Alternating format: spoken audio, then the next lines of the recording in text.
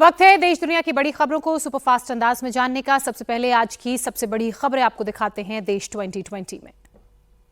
गुजरात में वडोदरा के जूनीगढ़ी इलाके में सांप्रदायिक माहौल बिगाड़ने की कोशिश। एक विवादित पोस्ट के बाद नवरात्रि के पंडाल पर ईंट से हमला, जान बचाने के लिए मची भगदड़। भारी तादाद में मुस्लिम समुदाय के लोग सिटी पुलिस स्टेशन के पास जमा हुए। मुस्लिम धर्मगुरुओं की मदद से पुलिस ने खाली करवाई सड़क, लोगों से की शांति की अपील। गुजरात के गोधरा में सोशल मीडिया पर वायरल एक भड़काऊ वीडियो पर भड़का अल्पसंख्यक समुदाय। पुलिस स्टेशन में की तोड़फोड़, कई पुलिस वाले घायल। पुलिस ने भीड़ को तितर बितर करने के लिए लाठीचार्ज किया, आंसू गैस के गोले दागे। फिलहाल पूरे इलाके में शांति। राजस्थान के टोंक में सोशल मीडिया पर एक विवादित पोस्ट के बाद तनाव भड़का। अल्पसंख्यक समुदाय के लोगों ने सड़क जाम की, आरोपी के खिलाफ सख्त एक्शन की मांग की। तनाव को देखते हुए प्रशासन और पुलिस के आला अधिकारी मौके पर पहुंचे, आरोपी के खिलाफ एक्शन का भरोसा दिया, लोगों से शांति की अपील की। मणिपुर के विष्णुपुर में असम राइफल्स के काफिले पर घात लगाकर हमला, अर्धसैनिक बल के एक जेसीओ सहित 2 जवान शहीद। इम्फाल से विष्णुपुर जा रहे असम राइफल्स के काफिले पर अचानक हमला हुआ, 5 जवान घायल। इम्फाल के रिम्स में भर्ती कराए गए। असम राइफल्स के काफिले पर हमले की किसी उग्रवादी संगठन ने अभी तक नहीं ली जिम्मेदारी। हमलावरों की तलाश में सर्च ऑपरेशन जारी।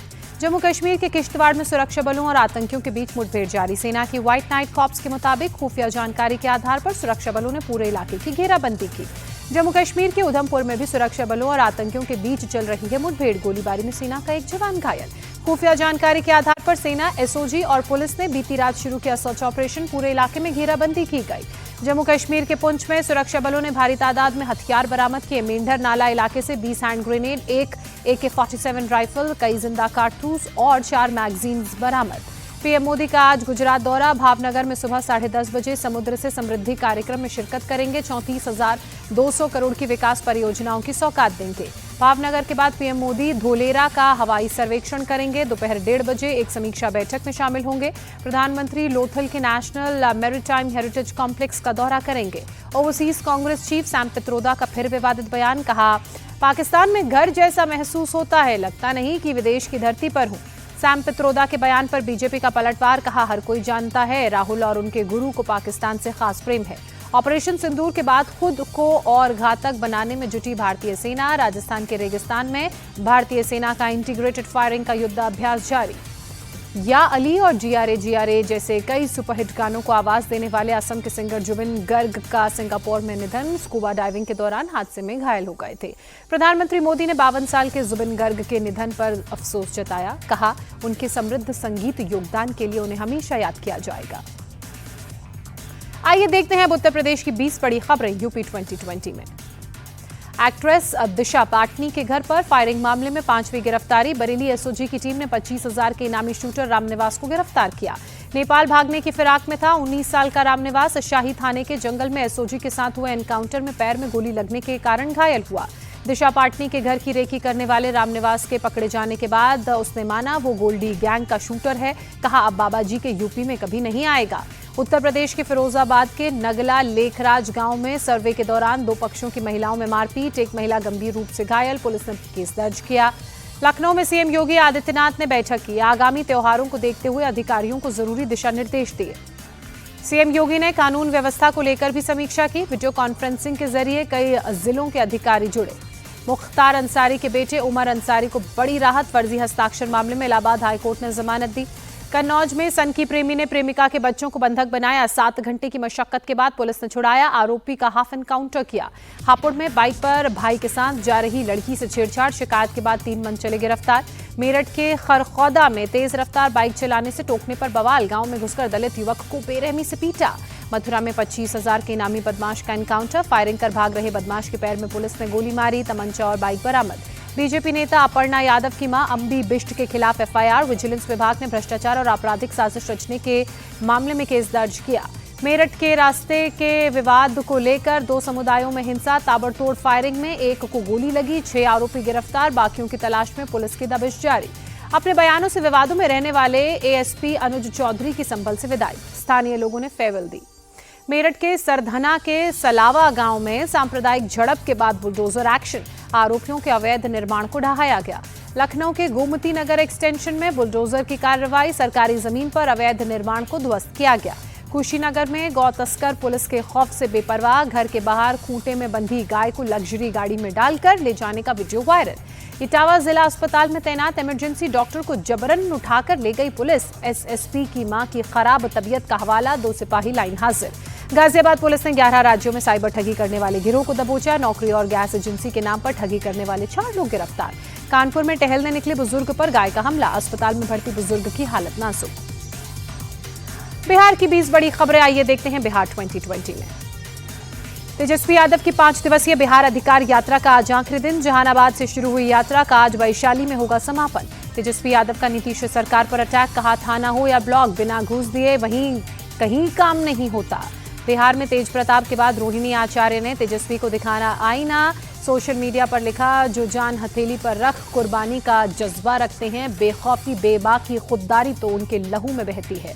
रोहिणी ने बिना किसी का नाम लिए एक और पोस्ट किया, लिखा, मैंने एक बेटी और बहन के तौर पर अपना धर्म निभाया, मुझे किया पद की लालसा नहीं है, मेरे लिए मेरा आत्मसम्मान सर्वोपरि है।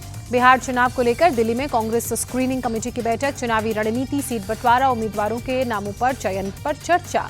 पिछली बार 70 सीटों पर लड़ने वाली कांग्रेस 78 सीटों की डिमांड पर अड़ी। आरजेडी मनमानी सीटें देने के लिए तैयार नहीं।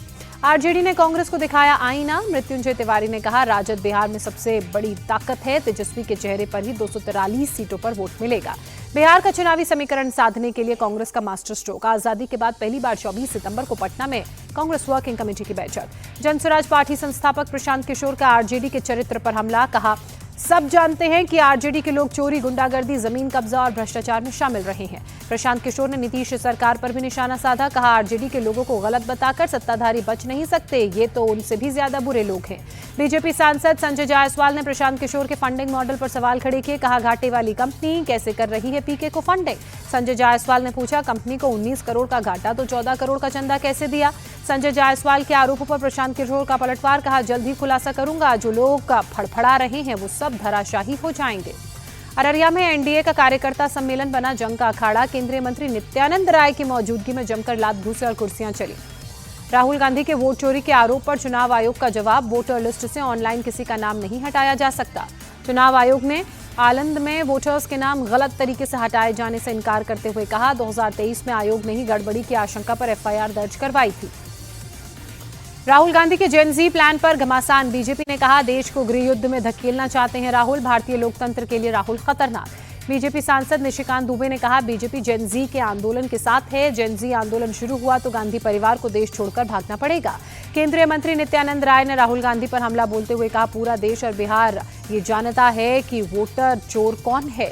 राहुल के बयान का आरजेडी ने समर्थन करते हुए कहा, अगर हम अभी स्थिति नहीं सुधारेंगे तो सब कुछ अराजकता में तब्दील हो जाएगा।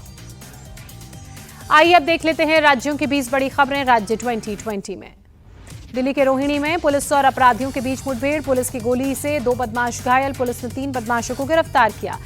5 की संख्या में रहे बदमाश की पुलिस से बुद्ध विहार इलाके में एनकाउंटर, 2 बदमाश मौके से फरार, घायल बदमाशों को अस्पताल में कराया गया भर्ती। दिल्ली के कई स्कूलों को मिली बम से उड़ाने की धमकी, मौके पर पहुंची बॉम्ब स्क्वाड।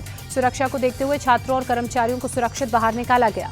दिल्ली के मंगोलपुरी में एक युवक पर चाकू से हमला, आरएस ब्लॉक के बाजार में रात 8 बजे 6 लोगों ने हमला किया, मौके से फरार हुए।